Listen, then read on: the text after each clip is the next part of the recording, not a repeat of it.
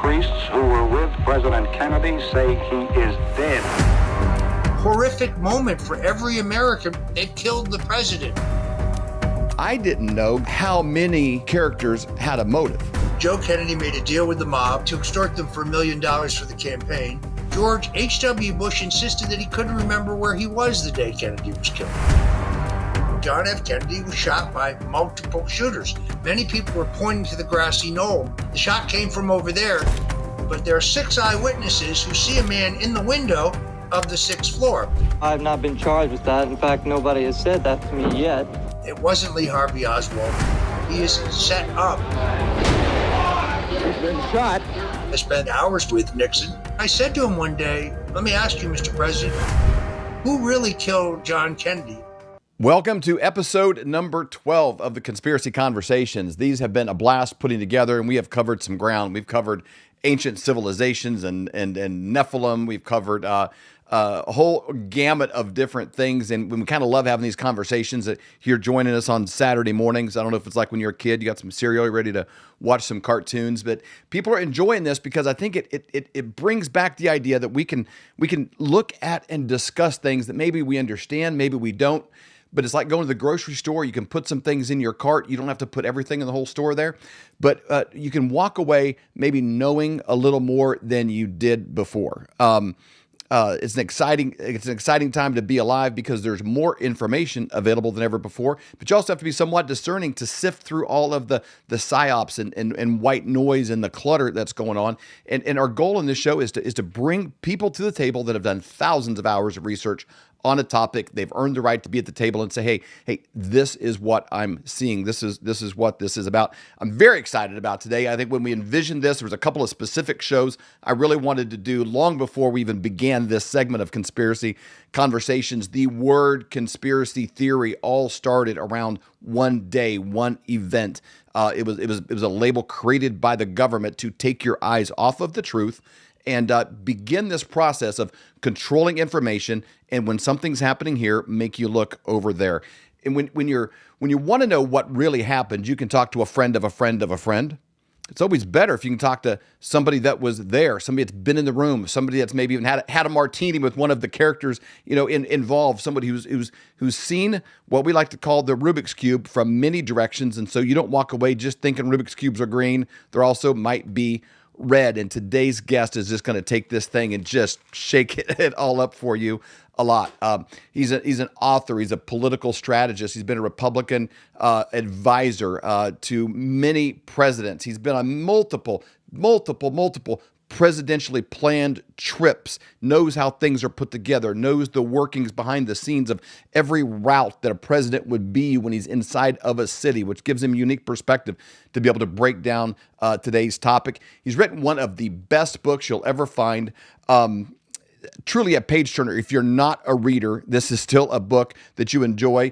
It's called The Man Who Killed Kennedy, The Case Against LBJ. And there is only one person on this planet that can truly cover this topic with the truth and clarity. And I'm honored to have as a guest, Mr. Roger Stone.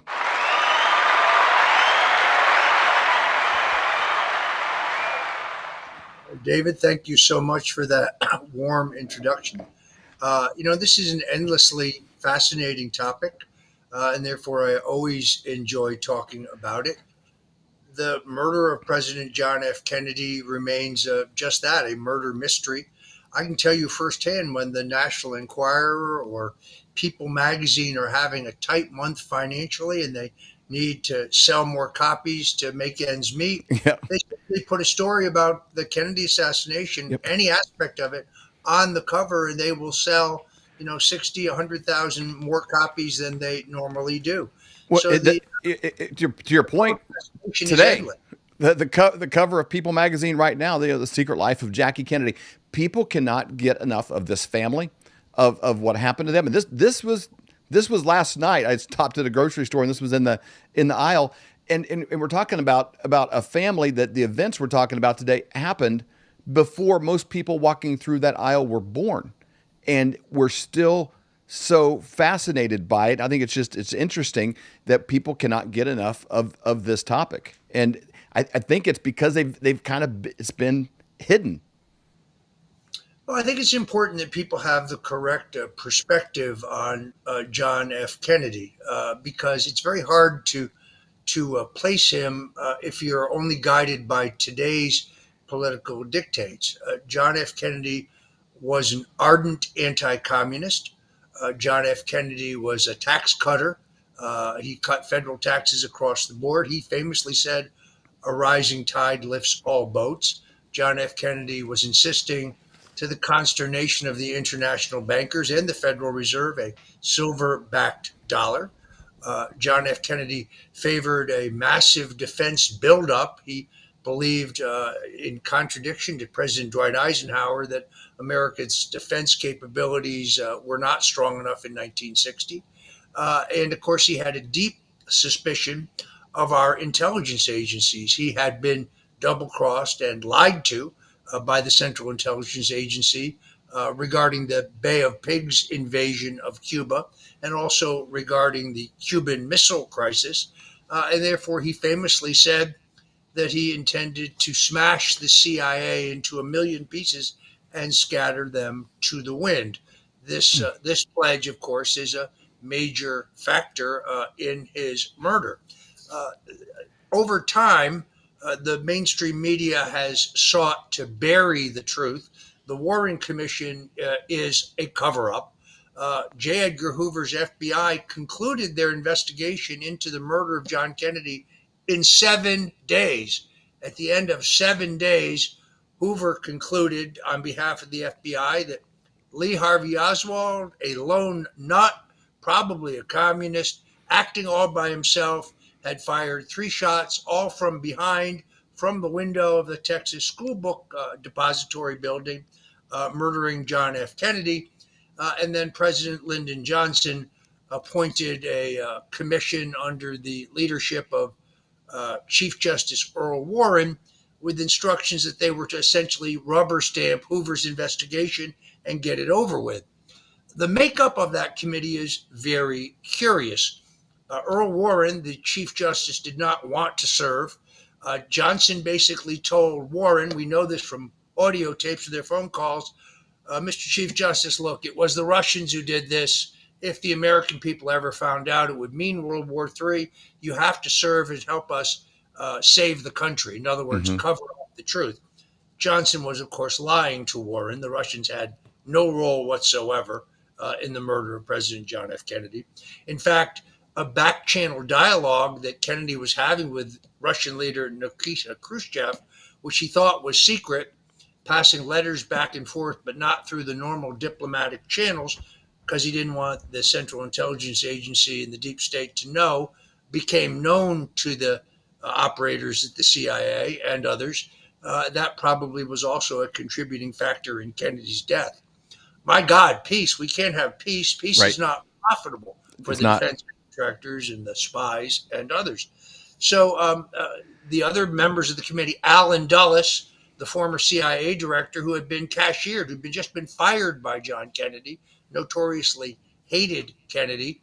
Kennedy knew that he'd been set up in the Bay of Pigs investigation, the Bay of Pigs invasion.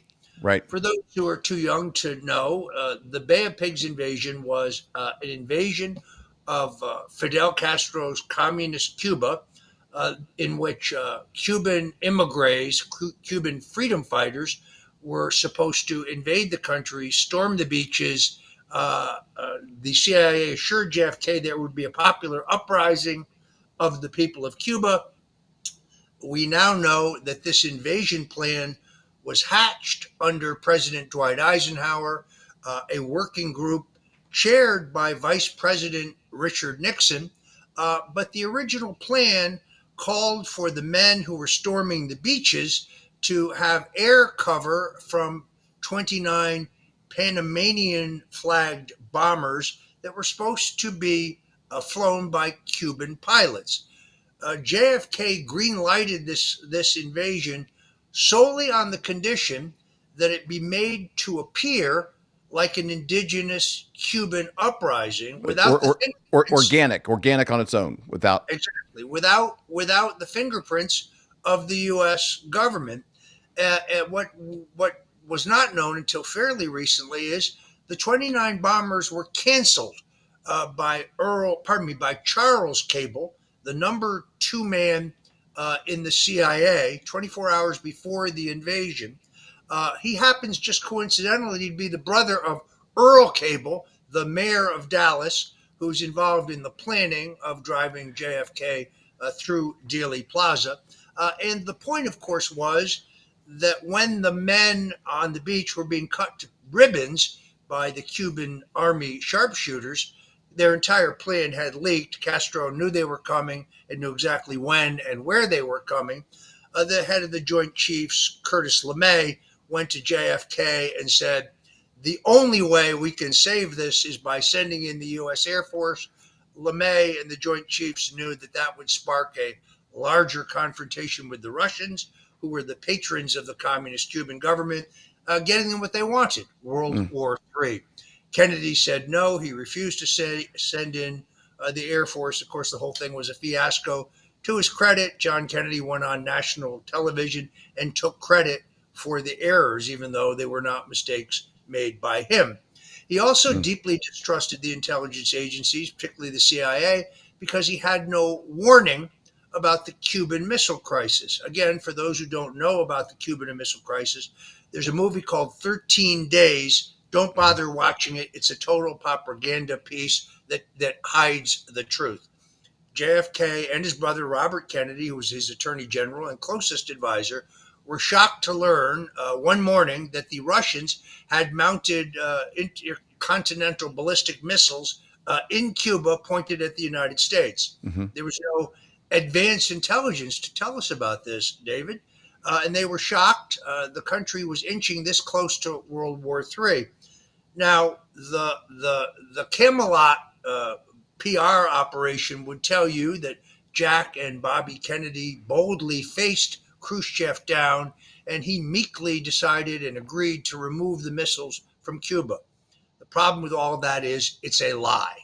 They cut a secret backroom deal. We removed our missiles from Turkey and Italy in return for a pledge by Khrushchev to remove the missiles from Cuba. But that agreement never included any on-site inspections.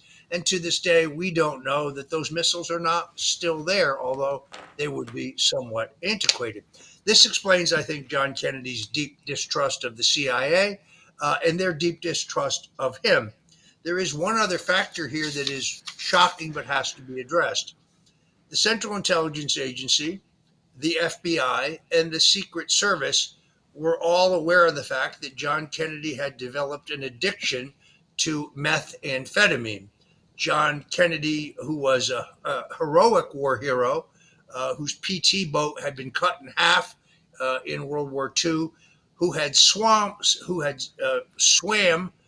with a rope in his teeth, dragging a wounded Cogley through the water for hours. I mean, a true war hero, was in constant horrific pain from the back injuries he sustained in World War II. He began treatments with Dr. Max, I think it was Max, Dr. Feelgood was his common name, who was a celebrity doctor who was treating Frank Sinatra, Aristotle Onassis, Nelson Rockefeller, Pablo Casals, Maria Calais, all the beautiful people of the 1960s. And they were all being told that they were being given a proprietary blend of natural enzymes and vitamins, when in fact they were being given injections of methamphetamine. This explains why JFK was so randy, why he was chasing 18-year-old interns, why he had a string of affairs. This is the story right there. That book is still on the market. So this, of course, was used as a rationalization for the murder of Kennedy. My God, the man is a drug addict. When he's high, he could give away the store to Khrushchev. It's our patriotic duty to remove him. And the only way he could be removed was through assassination, because he was so popular. So, Roger, I love you beginning this way because a lot of people, I would say, my age, in their 50s or below, you kind of have always just received this image of he's just such a beloved character, and he's looked at as this martyr that died in his prime, and so he's never aged. He was always that same guy. And what I got from your book, which is shocking, is how many people would have benefited from him being gone. And the thing I love most about your book is you went into this, and the book's available at thestonezone.com, as well as some other resources. Other books are just phenomenal, but this one is one of the best books truly people can get anywhere. Thestonezone.com, you can get it. But and again, New York Times bestseller, USA Today bestseller, Amazon bestseller. This is an incredible piece. But you did it from almost the mindset of as like a crime scene investigator, which first and foremost establishes motive. I didn't know going into this how many characters had a motive. There was a long laundry list. Probably and partly because he was doing a lot of great things. You mentioned the silverback dollar and wanted peace. Those aren't things the administrative state liked then. They didn't like them when President Trump got us out of wars and wanted to secure our currency and these things. So it was interesting for me, and probably a lot of listeners. They probably don't know how many people surrounding him other than his brother. There's probably nobody he could have trusted. Well, the doctor's name, by the way, was Max Jacobson, known as Dr. Feelgood. He can be found on the official manifest when Kennedy went to the summit with Nikita Khrushchev in Vienna. He injected John Kennedy several times on that trip. Robert Kennedy became so concerned about his brother's addiction that he got some of whatever it was they were injecting JFK with, sent it to an FBI lab. They came back and told him what it really was. He famously went to his brother and says, "You got to stop doing this. This stuff will kill you." And John Kennedy said, "Look, I'm in constant pain. It makes me feel good. I don't care if it's horse piss," he said. "I'm going to continue to take it." Again, all of this is heavily documented. Interestingly enough, at the Vienna summit, Khrushchev left Kennedy waiting for 48 hours. He kept putting off the beginning of the discussions. Obviously, the injections would wear off, and Jacobson had to re-inject the president. At a certain point, he required the president to sign a release that if the president died or had a negative reaction to the injections, Jacobson would be held harmless. That is all documented in that book, Dr. Feelgood. But what you say is absolutely true. So the JFK investigative community is very divided and extraordinarily, I would say, competitive. And therefore, there are people out there who disagree with a number of the aspects in my book. I think the problem is that if you are an authority on organized crime, then you only see the assassination of Kennedy through that lens. Right. If you're an authority on the Central Intelligence Agency and the intelligence agencies, the FBI, the CIA, to a certain extent, the Secret Service, then you only can view the Kennedy assassination through that lens. If you're familiar with the fact that John Kennedy wanted to cancel the oil depletion allowance, a tax loophole that saved Texas oil millionaires hundreds of millions of dollars, then you only see the assassination through that lens. If you're an authority on Lyndon Baines Johnson, then you only see the assassination through that lens. What I've tried to do is recognize that at the end of the day, John F. Kennedy was murdered in a plot that included Vice President Lyndon Johnson, the man with the most to gain, cui bono, who benefits, as they say in Latin. It also involved the Central Intelligence Agency for the reasons I've already stated.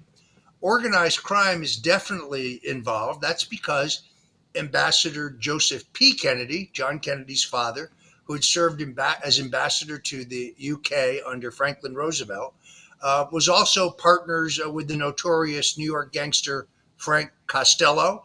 They were in the bootlegging business. They controlled all illegal alcohol in the 20s, from New York State all the way up to the Canadian border, all of New England.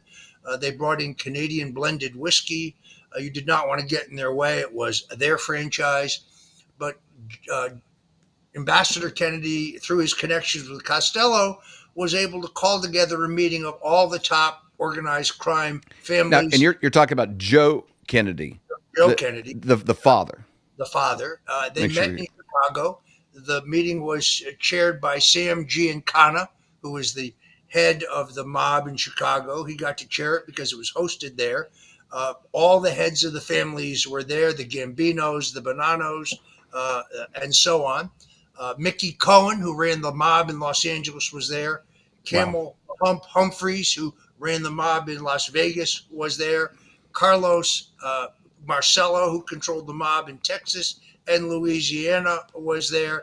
Santo Trafficante Sr., who controlled the mob in Florida, was there. Every family was represented. And Joe Kennedy was very brash. He said, "My son is going to be president, and I'm not leaving here without $1 million." Well, in 1959, which is when this meeting took place, $1 million was a huge amount of money. Immediately, Mickey Cohen, the guy who ran the mob in LA, and Camel Humphreys, who ran the mob in Las Vegas, both of them notoriously vicious gangsters, bolted the meeting. They said, "Look, we own Dick Nixon. We've been financing him since his congressional days. He's going to win. We want no part of this." They left the meeting. Giancana made a deal with Ambassador Kennedy that in return for the $1 million, which they gave him, that the Eisenhower administration's Department of Justice efforts to deport Carlos Marcello and Santo Trafficante, also vicious gangsters, would be dropped. And unfortunately, after JFK's election, Robert Kennedy became Attorney General, and then he went after Marcello particularly, but also Trafficante, to try to deport them, continuing the efforts of the Eisenhower administration. I want to make sure I'll make sure I grab this part right here, because throwing these names out, I'll make sure people grab this flow. So Joe Kennedy had a stranglehold kind of on these relationships, and he was speaking on behalf of the family, which I think it's clear, like you could probably make a whole movie about his life. He was pretty clear. He wanted everything he did was for his sons to gain power, and there was an idea for them to have the presidency, probably his whole, JFK's whole life.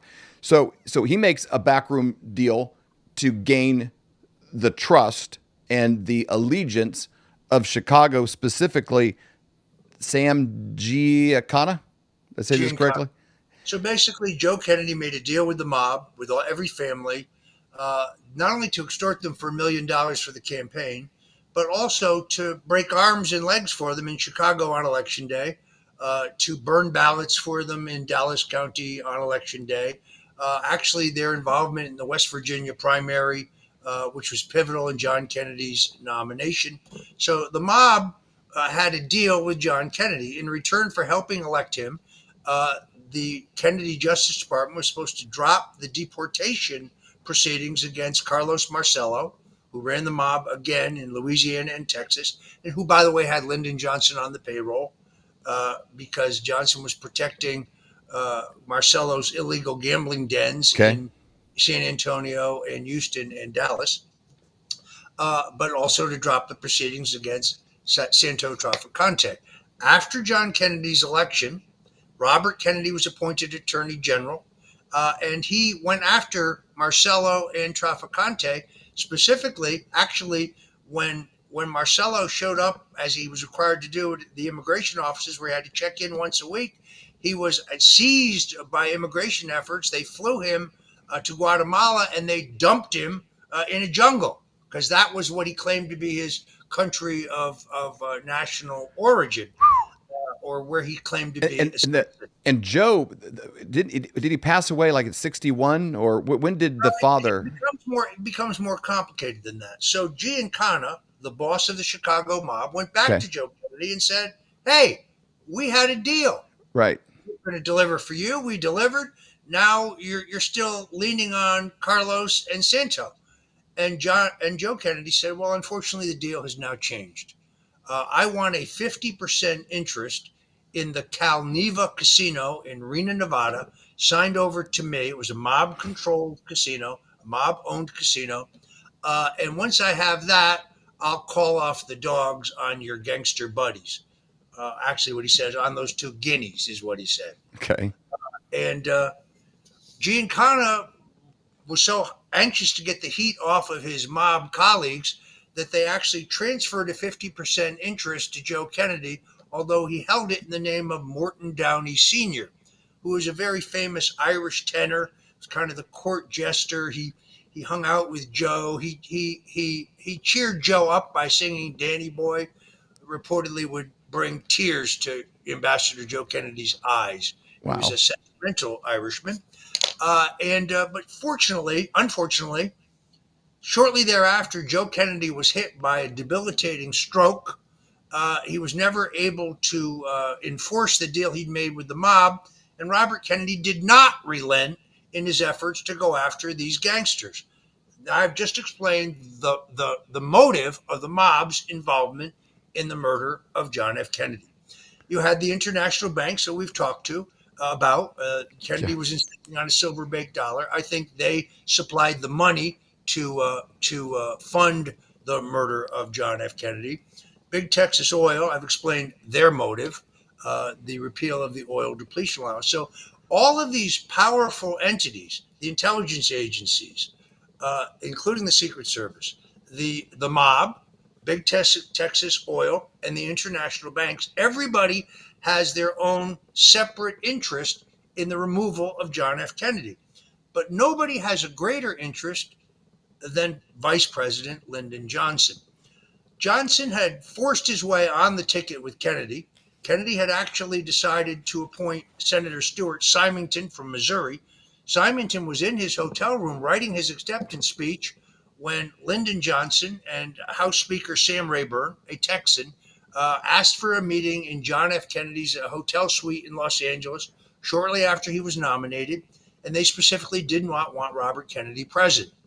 John Kennedy met with them, and when they showed up, Johnson had a brown envelope with him, and out of it, he pulled a photograph of JFK in bed with a notorious East German spy and prostitute whose name was Inga. Thoughtfully, J. Edgar Hoover, Johnson's next-door neighbor and close confidant, who knew that he would hit the mandatory retirement age in 1964 and therefore had his own reasons for getting rid of John Kennedy, had thoughtfully supplied the photographs, and Johnson essentially blackmailed Kennedy. He said, either you put me on the ticket or these photographs will be sent over to Richard Nixon to surface in the general election campaign. John Kennedy reluctantly took Lyndon Johnson as his running mate. Johnson also promised that he would steal enough votes to deliver Texas. And as we now know, he did. Johnson was a murderer. He killed at least 15 men prior to the murder of John F. Kennedy to cover up election fraud, vote stealing, epic corruption. But on November 22nd, 1963, Johnson was the principal focus of two very big scandals and corruption investigations. One of them, the Billy Sol Estes investigation. Billy Sol Estes was a flamboyant Texas wheeler dealer. Johnson had delivered massive multi-million-dollar agricultural contracts to lease fertilizer tanks that never actually existed. Billy Sol Estes was kicking back to Johnson millions of dollars. And then there was the Bobby Baker scandal. This is big. Okay, listeners, grab this one. This is a part of it. This is a guy that I didn't know of. Hey, before we jump into Bobby Baker, can you elaborate one smidge more? Again, you guys got to get the books. There's so much more to these relationships.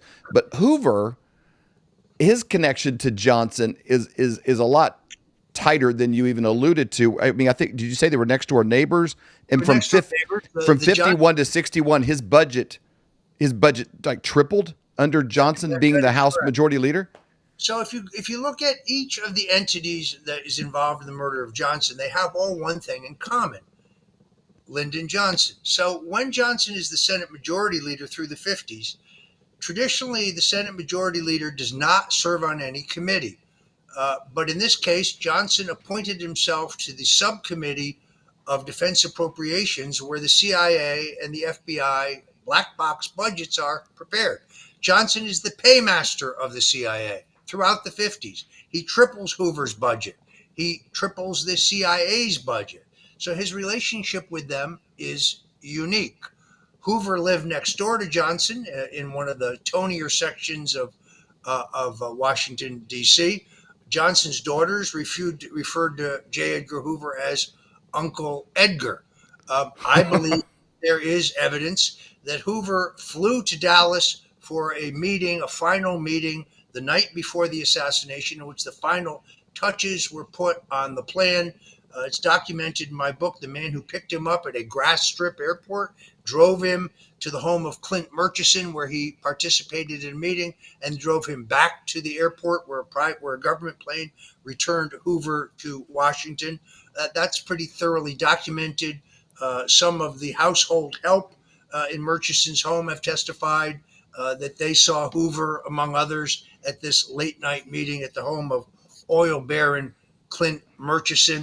Hoover hated the Kennedys because he knew in 1964, Attorney General Robert Kennedy, to whom he reported, was planning to replace him because Hoover reached the mandatory age for retirement, only could be waived by the President of the United States. It's a perfect storm. And Hoover, by the way, Hoover was insisted, for example, that Martin Luther King was a communist. The Kennedy brothers didn't believe that, but Robert Kennedy signed off on the wiretaps that Martin Luther King was subjected to by J. Edgar Hoover's FBI, something that is today a little hard for the Kennedy family to explain. When I use a quote of yours from the book, Johnson was in a powerful position. You think, why would you give up that position? You said in the book, he says, "Hey, 1 in 4 vice presidents become president. I'm a gambling man, and I like those odds."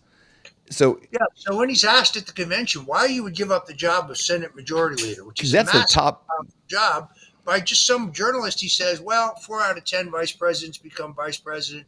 I'm a gambling man. I like those odds." But more importantly, on inaugural day, 1963, Bobby Baker, Johnson's right-hand man, is standing next to Ted Sorensen, who was the top speechwriter for John F. Kennedy.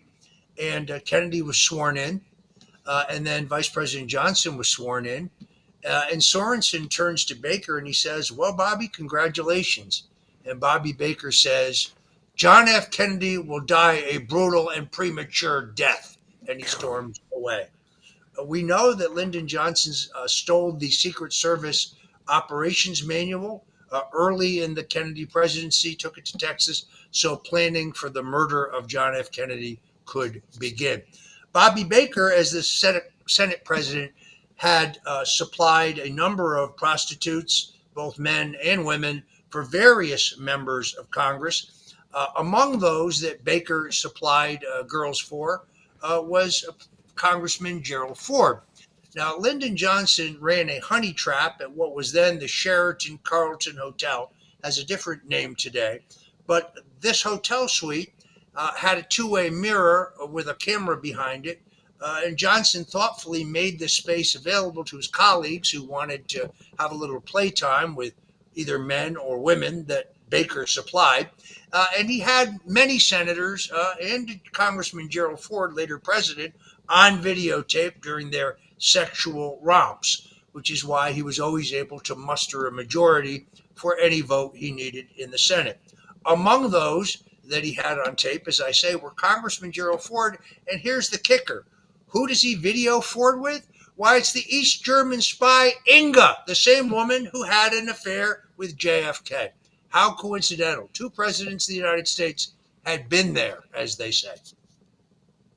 Man. Okay, so Bobby Baker, that wasn't a character that I was really familiar with, but this kind of this idea of a connection between a leader that's elected, but their connections to the administrative state around them and gaining that leverage. I mean, what I love about this book is, again, you put all the skin and color and character on these people. And it's, if you think these things are shocking you guys, get the book because it unraveled these relationships, these connections in great detail. But it helps the current predicament we're in now as a nation. If you want to understand the current situation, look at history because it tends to repeat itself. It's just gotten deeper and more intertwined. But the idea of an elected official gaining connections to the administrative state around him who's not elected and leveraging them with blackmail, bribes, all these things. Like this is not new stuff. It's all detailed here, and that's what happened there. I just couldn't have imagined all of the characters around Kennedy that had so many motives, and how LBJ was the one tied to all of them. Well, let's go back to the Warren Commission for a second. The Republican Minority Leader Gerald Ford is appointed to the Warren Commission, but they're having real problems because the autopsy diagrams that have been signed off by John F. Kennedy's doctor, Admiral Burke, Navy doctor, showed that Kennedy had a wound in his upper back, which does not explain how the number of bullets and the wound to his throat. So Gerald Ford, we now know why. Johnson had tape of him that was videotape of him or film at the time that was very embarrassing. Gerald Ford actually, with a pencil, changes the diagram, moving the location of the wound in Kennedy's upper back to the back of his neck to comport with Hoover's claim, rubber stamped by the Warren Commission, that John F. Kennedy was shot by 3 shots, all coming from the back, all of them allegedly fired by Lee Harvey Oswald. Oswald was a Marine Corps veteran, but he had the lowest possible rating as a marksman. No government marksman, no Marine, no Army marksman, no one from the government was ever able to duplicate the 3 shots in the necessary time sequence. We know the sequence and timing of the shots simply because a Dallas motorcycle police officer had inadvertently left the microphone on in his radio, and therefore you can hear a recording of all 3 shots. So you know the exact time sequence. Even Jesse Ventura took a rifle to the Texas School Book Depository building and tried to duplicate the 3 shots. No one has ever been able to do so. That's because John F. Kennedy was shot by multiple shooters. It wasn't Lee Harvey Oswald, first of all. The man who I believe he was at least one of the shooter, but the man shooting from the 6th floor of the Texas School Book Depository building is Malcolm Mack Wallace.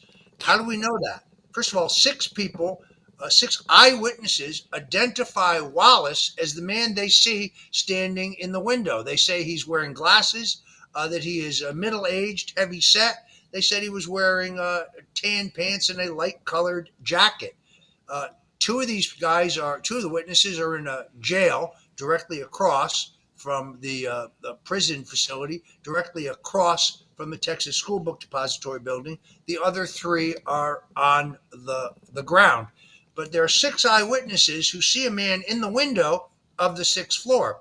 We also know that Wallace left his fingerprints on the cardboard boxes that are placed like a crow's nest in front of the window at the Texas School Book Depository building.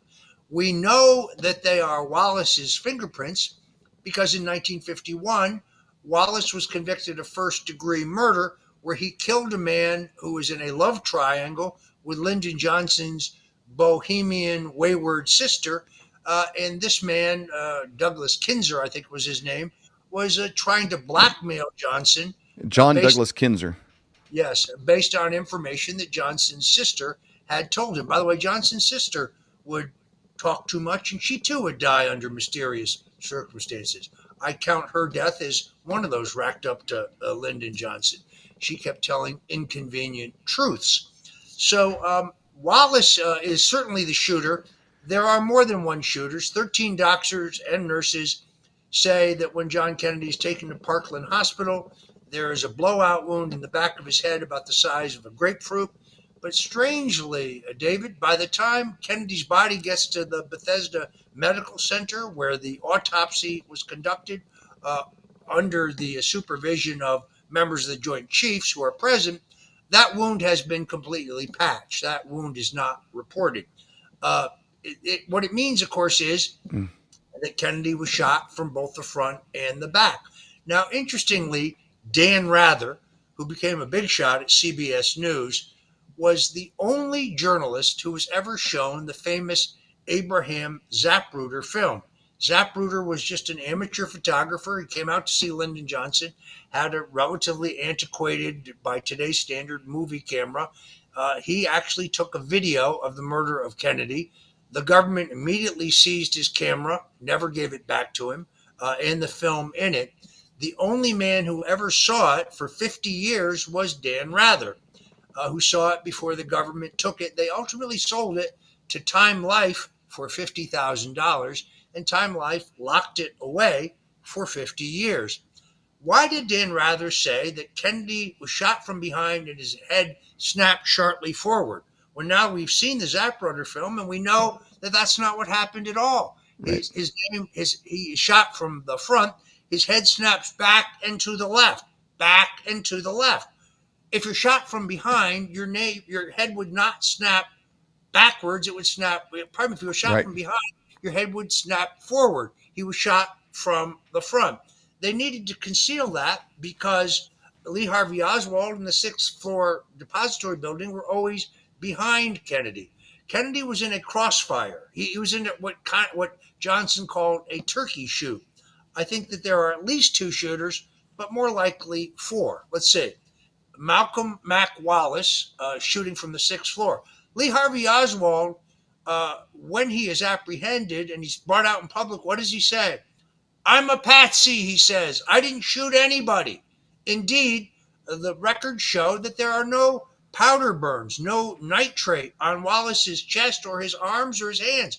So if he had shot a leaky $29 Carcano Italian war carbine, he would have been covered in nitrate, but there was no nitrate on him. That's because he didn't shoot anybody.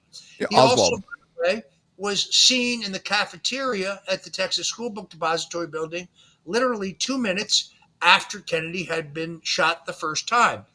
So the government wants us to believe that Lee Harvey Oswald had time to get off 3 shots, kill John Kennedy, hide the rifle, and then run down 4 flights of stairs because the electricity in the building miraculously happened to be turned off and the elevators were not operating. The problem with that is a woman named Victoria Ford was on the staircase between the 6th and 2nd floors, and she neither saw, but more importantly, in a wooden staircase, she did not hear Lee Harvey Oswald. That's because he was not on the 6th floor.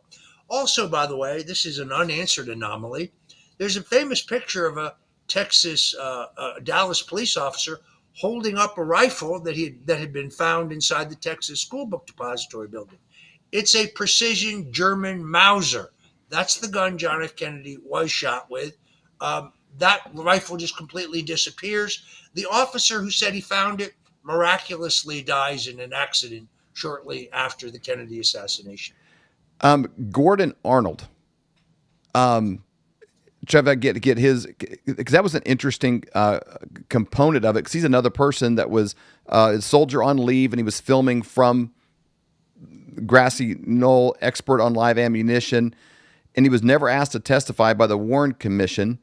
And CIA officers apparently showed up at his home and confiscated the film that he had, and there was never any record that any CIA officers were ever sent there. So it was obviously some kind of black ops, thing covering that. So there's also a man who, from a railroad tower, worked for the railroad, says that behind the grassy knoll there's a fence, that he saw a man drive up in a green Plymouth station wagon with a Goldwater for President bumper sticker on it, by the way, take out a rifle bag, remove a rifle, go to the fence, shoot. He saw a puff of smoke, put the rifle back in the bag and drive away. This man was also never interviewed by the Warren Commission.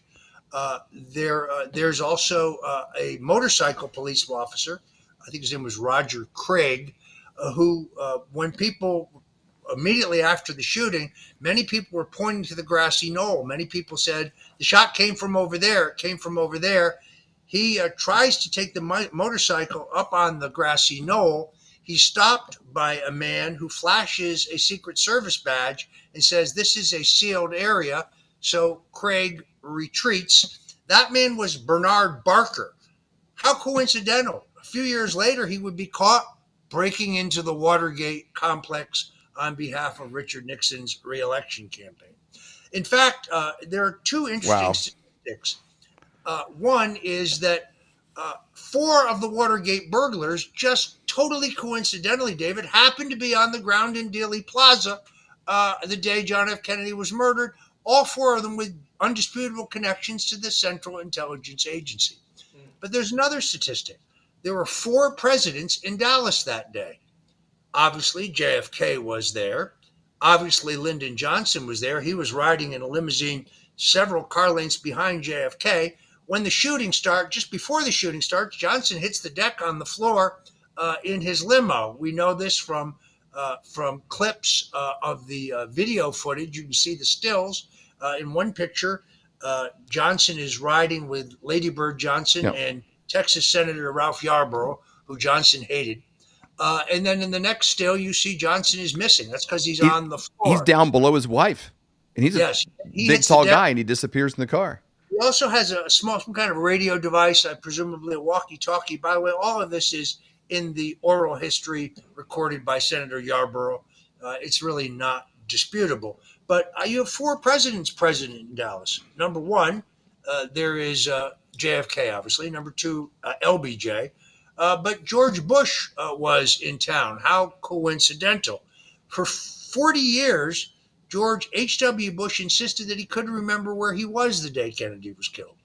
For anybody who was old enough to remember the Kennedy assassination, that's ridiculous. Everybody remembers. I remember. I was in the 2nd grade. I remember when the teacher came in and announced that the president had been shot and turned on a television set. I remember kids crying.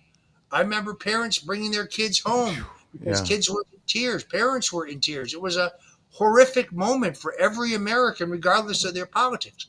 And then, of course, Richard Nixon was in town. How coincidental. Nixon flew in to Dallas the day before, specifically to speak to a board meeting of the Pepsi-Cola company, which was having a bottlers convention. And he actually left town. His commercial flight was leaving the Dallas airport when Air Force One was landing. That had to be a very surreal moment.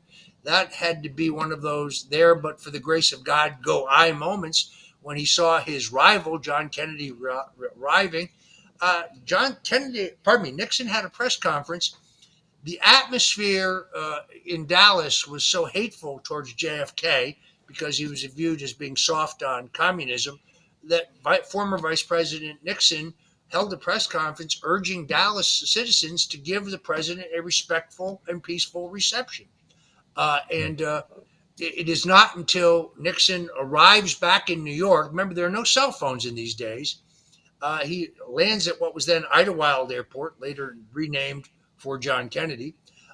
His taxi cab on his way into Manhattan takes a wrong turn. They get stopped at a stoplight, and he sees a fat woman, a black woman, he says, crying on the street corner. He rolls down the window. You can imagine how that blew her mind. And he said, "Madam, what's wrong?" And she says, "They've shot the president. They've killed the president." Nixon orders the cab driver to turn on the radio, and he gets the first report that Kennedy has been shot, but not a definitive report that he has yet been declared dead. It is only when Nixon reaches his apartment in Manhattan, the doorman says, "It's so horrible, Mr. Vice President. They've killed the president." He goes to his apartment. He calls J. Edgar Hoover, who, of course, he gets on the line immediately. And he says to Hoover, "Edgar, was it one of those right-wing nuts?" And Hoover says, "No, Dick, it was a communist." Well, how's that possible for him to know? Lee Harvey Oswald had not yet been apprehended. Wow. There's a quote that you had, and you obviously your relationship with President Nixon is well documented, and you have a very inside look in that relationship. But you quoted him as saying, Johnson, I hope I don't mess this up, but basically Johnson and I both wanted the presidency. The difference is I wasn't willing to kill for it, or something of that nature. Am I messing that up? Nixon was a very buttoned down and private individual. It was very, very hard to get him to talk retrospectively. He had lived through tumultuous times, but he was very forward looking. He was very focused on the future. And when you would say, well, what was Eisenhower really like? What about Joe McCarthy? What was it like when when you were attacked by a communist mob in Venezuela as vice president? Or what was the Nixon Kennedy debate? He didn't want to talk about the past until he had a few cocktails. Okay. When he had a silver bullet, what he called a martini. By the way, his recipe is in my book, Stone's Rules. His personal recipe, handed down from Winston Churchill to Richard Nixon to Roger Stone. You might want to check that martini recipe out.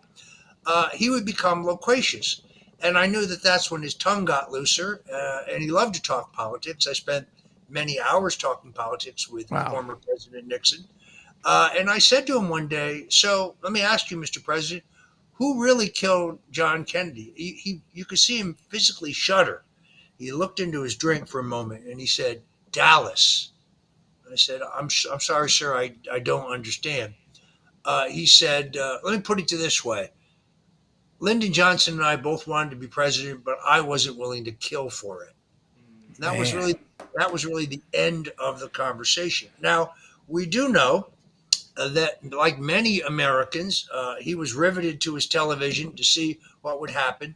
He saw Lee Harvey Oswald being brought out of jail, being trotted out in public, which is really odd in itself. And he also saw Jack Ruby, who was a mob club owner, had worked in Cuba, running a casino for Carlos Marcello, ran the Carousel Club, a bar, which was really owned by Carlos Marcello, a pimp. Ruby was a pimp who supplied girls for various police officers. It's interesting that the Carousel Club, although it was a mob front, had many Dallas police officers. In fact, several of the Secret Service detail for JFK got drunk there the night before his murder. But when Nixon saw Ruby step out of the crowd and shoot Lee Harvey Oswald, he jumps up and says to Nick Ruey, his traveling aide, I know that man. That's Rubenstein. I know him. Turns out that Jack Ruby, whose real name was Jack Rubenstein, had been on the payroll of the U.S. House of Representatives when Nixon was in Congress. The backstory here is that Nixon had some leftover staff money when he was in the House. Congressman Lyndon Johnson came to him and said, hey, Dick, you've got a little staff money on the committee there. I have an informant I think might be valuable for the House Un-American Activities Committee. His name is Jack Rubenstein. Would you mind putting him on the payroll? And Nixon did put him on the payroll. Nixon immediately recognized him from television pictures of him as Jack Rubenstein. I reproduce those records in my book. So it makes the connection between Lyndon Johnson and the man who shot Lee Harvey Oswald. Don't you find it curious that the man who was accused of killing Kennedy never got to trial? He was murdered by a man with undeniable mob connections. Now read the Warren Commission. They said that Jack Ruby had no known connections to organized crime, which is just an obvious lie. When talking about that, Nixon referred to Ruby as Johnson's guy. I mean, even it's a lot of characters knew more about this than was ever put together and put in Warren Commission that was ever brought to light. And you have a lot of what today they would call circumstantial evidence. By the way, I wore this hat. It's an exact replica of the hat Jack Ruby was wearing when he shot Lee Harvey Oswald. It's one of the reasons I wore it today, also because I'm having a bad hair day. But putting that aside, is we know, for example, that the FBI puts out a telex to every bureau in the states saying that Lee Harvey Oswald has been apprehended for the murder of John F. Kennedy. The problem is their timing is off, and it goes out before Lee Harvey Oswald has been arrested. We also know that Lyndon Johnson, now president of the United States, is in the elevator with John F. Kennedy's deputy press secretary, Malcolm Kilduff. And Kilduff is distraught because his boss has just been murdered. And he says, Mr. President, who would do such a horrible thing? Who would do this thing? And Johnson says to him, it was a communist, son. And Kilduff says, well, what kind of communist? And Johnson says, it was a Russian communist, son. Well, how could Johnson know that? Lee Harvey Oswald had not yet been arrested. So everybody is kind of in on this joke. But those are two more pieces of circumstantial evidence. The outcome was kind of known in advance. Talk about exactly what he says he is. He is a patsy. He is set up to take the fall, and he did. There's recordings of him giving his testimony when he was first taken into custody. They didn't have the technology then, but later they had the ability to analyze and could tell, I think, stress test results of probability of if you're telling the truth or not. Well, it's also, I think, notable that Oswald not only has no powder burns, but he's been maneuvered in place to take the fall in this entire matter. Johnson has duped a number of members to serve on the Warren Commission to try to quickly operate a cover-up. He tells various people that the Russians were behind this and that if the truth were to be exposed, it would lead us to World War III. That is, of course, all an incredible lie. This remains the most enduring murder mystery in American history. People do need to get this book, The Man Who Killed Kennedy, The Case Against LBJ. It's very thoroughly documented. You see how many footnotes this has and endnotes it has. I very famously had a debate with Gerald Posner, who wrote the book Case Closed, in which he tries to bolster the claim of the Warren Commission. Posner's a very smart guy. He's a very skilled lawyer. I'm not an attorney. I think I won that debate. He would probably disagree with that. By the way, I like him very much. He's very smart. He's written some great books that I agree with, but on this one, his conclusion is completely laughable, just laughable. Well, I encourage you, if you're at all a student of history, if you have a curious mind, if you want to shift from somebody who I'm just thrilled. I mean, literally, I had 14 pages of notes that I took going through this and preparing with this, and we didn't even get into, all the details. But there's a whole section. You guys need to get this book because there's a section of John Douglas Kinzer at a golf course with this Malcolm character, Wallace, that is just, you're like, that alone could be a scene from the movie show 24 or something like that. They go on and on. There's so much more that's in this book. You do need to get it to unpack these things. Here's another key point, David. Everybody has seen the famous photograph of Lyndon Johnson on Air Force One being sworn in as President of the United States. Why did he do that? There is no ceremony nor oath necessary. At the moment John Kennedy was declared dead, Lyndon Johnson became president. Johnson, just to twist the knife, calls Attorney General Robert Kennedy and asks to get him the oath. He's twisting the knife. There's no reason for him to do that. He insists that Jackie Kennedy, her dress still splattered with her husband's blood. And of course, there's a famous video of Johnson. You see the man with the bow tie? That is a segregationist congressman from Texas who's a pal of Lyndon Johnson. He and Johnson wink at each other. They say that when Lady Bird Johnson learned that John Kennedy was dead, she was giddy with glee. She, by the way, was more vicious than her husband, a hater. She put up with all of his womanizing. One of the things that's important about this book, it is a personal portrait of Johnson. Johnson was a functioning lunatic. He was a sadist. He was an alcoholic. He was a pill popper. He was a womanizer. He was a notorious liar. He was epically corrupt. There was no major defense appropriation through the 50s that didn't happen because Lyndon Johnson got a payoff. He was an unbalanced human being. He famously, when he was president, would take the Sequoia, the presidential yacht, out. He would wear nothing but a bathrobe. He would watch stag films he would get a jar of Vaseline and he would masturbate on the decks of the presidential yacht. This guy was a maniac. He was not mentally balanced. By the way, you have to take it from me. Look at the memoirs of his own aides. They were petrified of him. Yeah. George Reedy, his press secretary, and others. This guy was capable of not only the murder of John F. Kennedy, but as I say, Malcolm Wallace. Funny how he died. He got murdered because he knew too much. Johnson ran the most comprehensive cover up in history. But when people say to you, well, the CIA killed Kennedy, they're not wrong. Others will say organized crime killed Kennedy. They're not wrong. The shooter on the grassy knoll is most likely an imported sharpshooter assassin named Nicoletti. He's a Corsican. He's been flown into Dallas for this reason. Johnny Roselli, another mobster, insisted he also was a shooter. He was in the sewer drain. Later, his body is found floating in an oil drum outside of Miami. I think there was probably also a shooter in the Dow Tex building. Dow Tex had many connections to the Bush family. So again, I think that there are multiple shooters. Kennedy is shot from the front and the back. It's all in my book.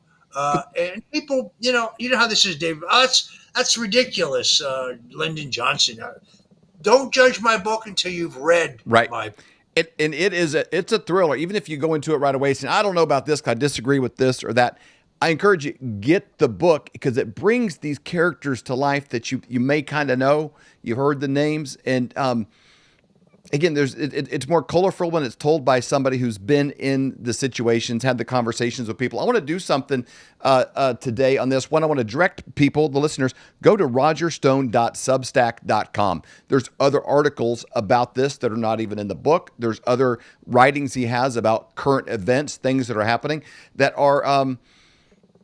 let's just say the side or the angle that you're not regularly hearing on the news when new recordings, are released of things, when new footage comes out. Roger does commentary on this on his Substack, rogerstone.substack.com. You can go there. You can view it. Articles for free. You can subscribe and get larger amount of access. So encourage you to do that. And then one other thing I want to do today is if you're familiar with Roger Stone and what's gone on there, most famously attacked by what I call the administrative state for speaking the truth.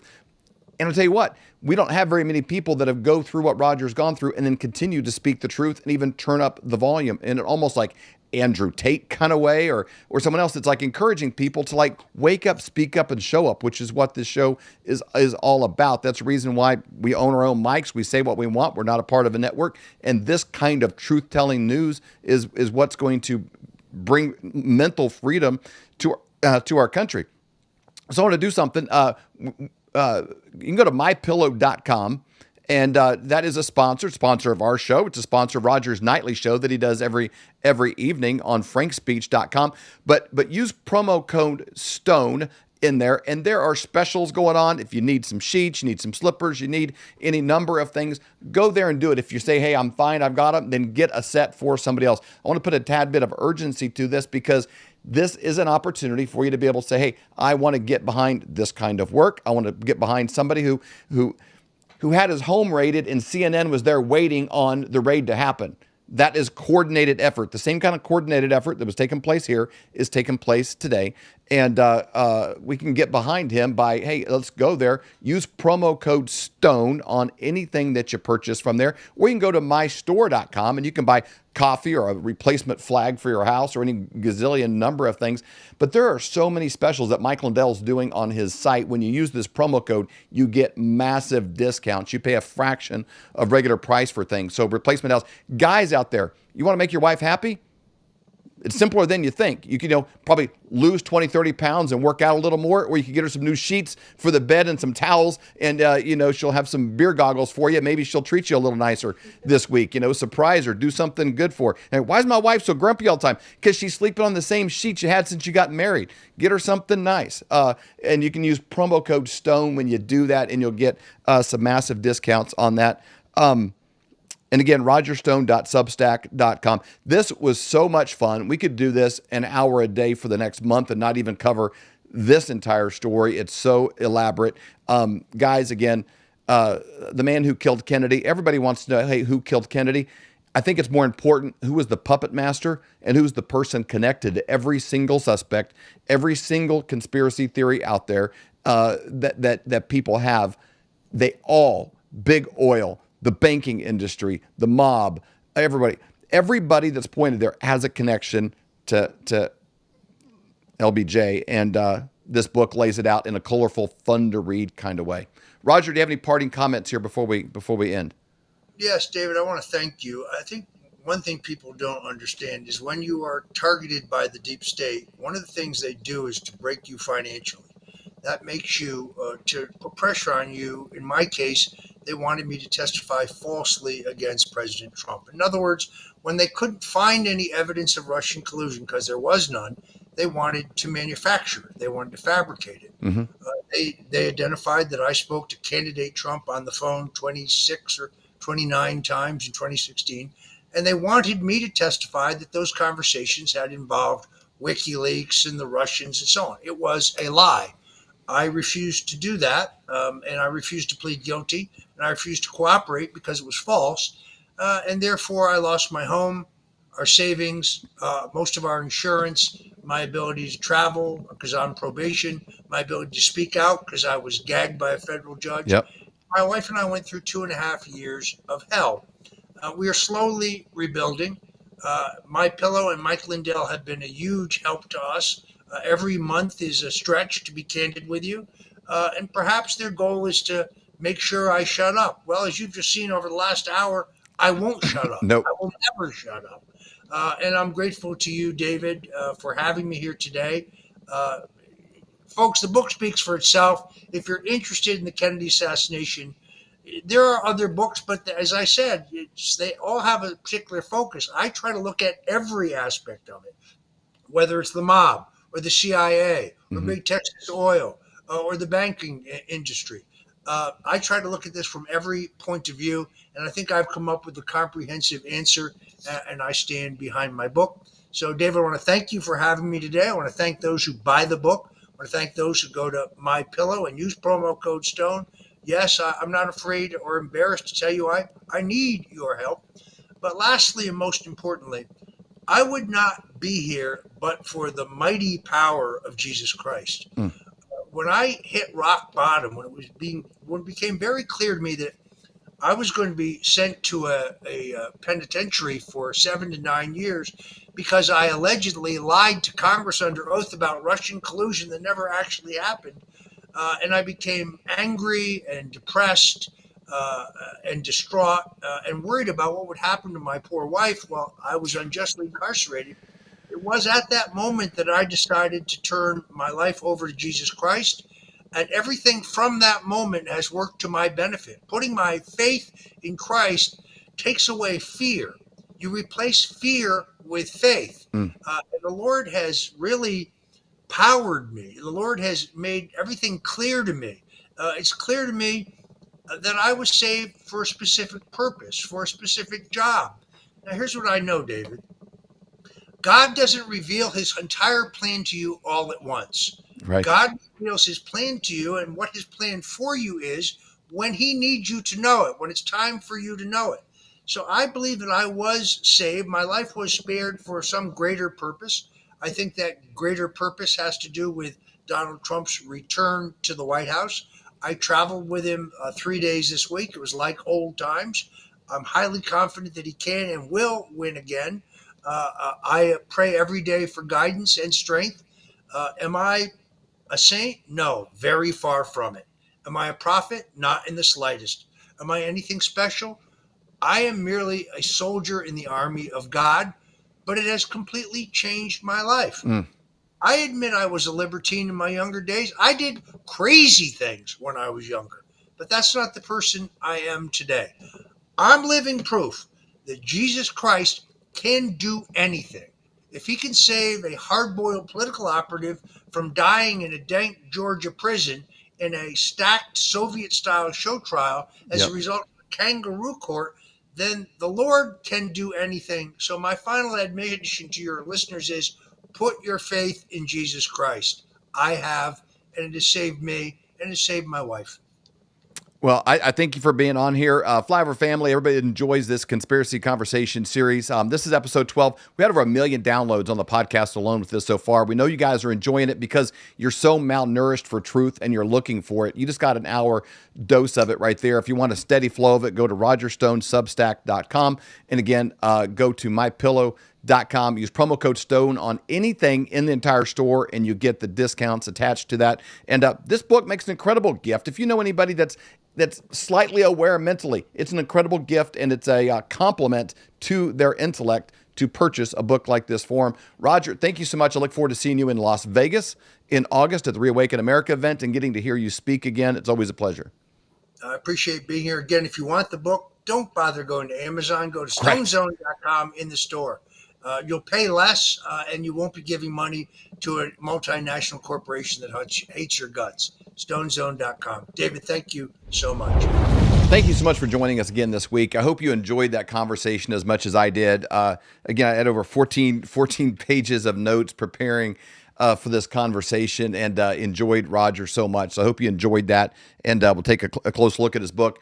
This show was brought to you by flyovergold.com, which is basically just a link to get you into a conversation with Dr. Kirk Elliott. You know, we do weekly economic updates with Dr. Kirk each week. I call him Dr. because he has not one but two PhDs, and he's perfectly equipped for this time we're in to advise you on what's the best thing to do if you have an IRA. Can you move it over with no penalties, no downsides, and turn it into real physical gold that's stored in a depository and works the same as your IRA has been before, but in a way that's protected from inflation and what seems to be an intentional crash on the dollar. The dollar is worth less each and every single day, and we all see that happening, but what can you do about it? Well, one is hedge against it by having physical gold or physical silver. Right now, the gap between the price of gold and silver is greater than it should be, so we're kind of working on the assumption that is going to close, and silver is the better move.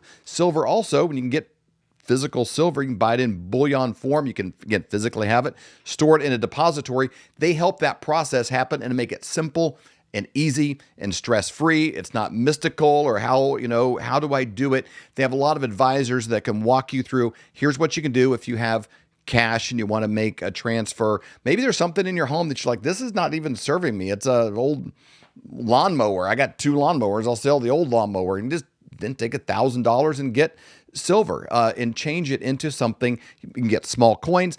A 1 ounce coin of silver should be less than $25. That's kind of the spot price right now. I don't know what it is at this exact moment, but this isn't something that should be cost prohibitive and keep you away.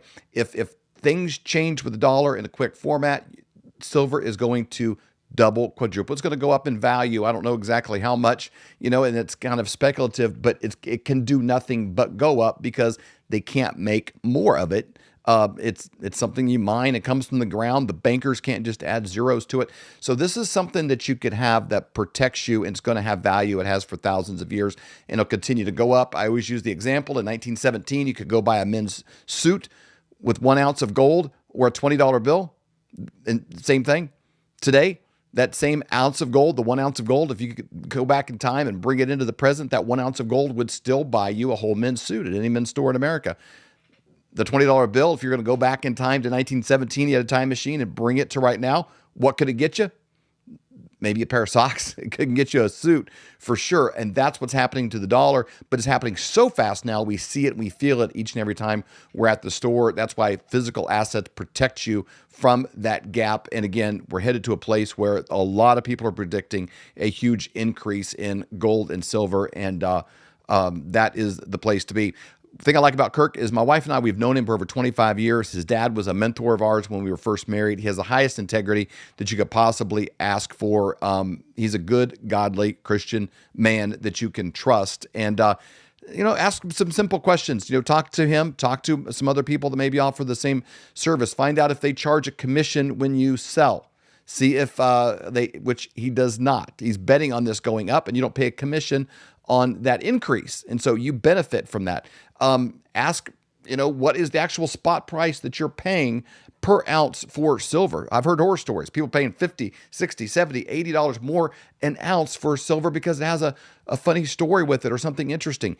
all they care is how many ounces does something weigh, and is it certified pure silver, and what's the weight. That's what will matter when you go to sell it and buy bullion. That's the only advice I give you. Wherever you get it, buy bullion. Don't buy stories. Buy something that'll have that great value when you go to sell it. And you can go to flyovergold.com. They'll take incredible care of you. And every person we've ever had, we got my mother-in-law, my family, everybody that we know, go through Dr. Kirk Elliott, and they're all extremely happy, and they can sleep well at night because they can exhale and know that part of their world. They can check the box. They did the responsible thing and got that taken care of. So go today. The link's down below. You can follow a link or reach out to them in any number of ways. That information's all below.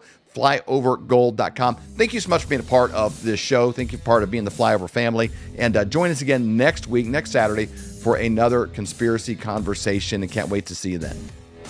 We hope you've enjoyed this episode of the Flyover Conservatives podcast with David and Stacy Whited. Please subscribe, hit the notification bell, and leave us a comment below. Lastly, if you enjoyed today's podcast, share with those who came to mind. Be blessed and make it a great day.